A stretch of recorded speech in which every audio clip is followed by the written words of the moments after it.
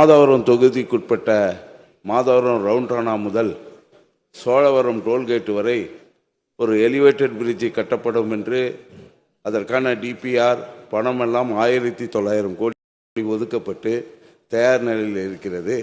ஒன்றிய அரசினுடைய நிபந்தனை என்னவென்றால், அதற்கு நம்முடைய தமிழ்நாடு அரசாங்கம் விதிக்கின்ற டிஎன்ஜிஎஸ்டி வழியை தவிர்த்து விட்டால் நாங்கள் தர தயாராக இருக்கிறோம் என்று சொல்லியிருக்கிறார்கள். நாங்கள் அமைச்சரை அது விவகாரமாக சந்தித்தோம். ஆனால் இதில் ஒன்றில் விட்டால் எல்லாவற்றிலும் அவர்கள் இதே நிலை எடுப்பார்கள் என்ற காரணத்தினால் அது அப்படியே இருக்கிறது. தயவு செய்து நம்முடைய மாண்புமிகு முதல்வர் அவர்களும் அமைச்சர் அவர்களும் ஒன்றிய அரசுடன் பேசி அந்த அமைச்சருடன் பேசி அந்த மேம்பாலம் எலிவேட்டட் மேம்பாலத்தை பெற்றுத்தருமாறு கேட்டுக்கொள்கின்றேன். அதிகமான தொழிற்பேட்டைகள் வருவதனால் தினம் ஒரு இடத்தை கடப்பதற்காக 1.5 மணி நேரம் ஆகின்றது. ஆகவே அதற்கு நம்முடைய அமைச்சர் அவர்கள் ஆவணம் செய்வார் என்று தங்கள் மூலம் அறிய விரும்புகிறேன். அமைச்சர் அவர்கள். மாண்புமிகு பேரவைத் தலைவர்களே, ஒன்றிய அரசாங்கத்தை பொறுத்தளவுக்கு தமிழ்நாட்டில் பல டிபிஆர்லாம் தயார் செய்திருக்கிறாங்க. அவைகளெல்லாம் நடைமுறைப்படுத்துகிறார் என்று சொன்னால் ஒன்றன் பின் ஒன்றாகத்தான் நடைமுறைப்படுத்துகிறார்கள்.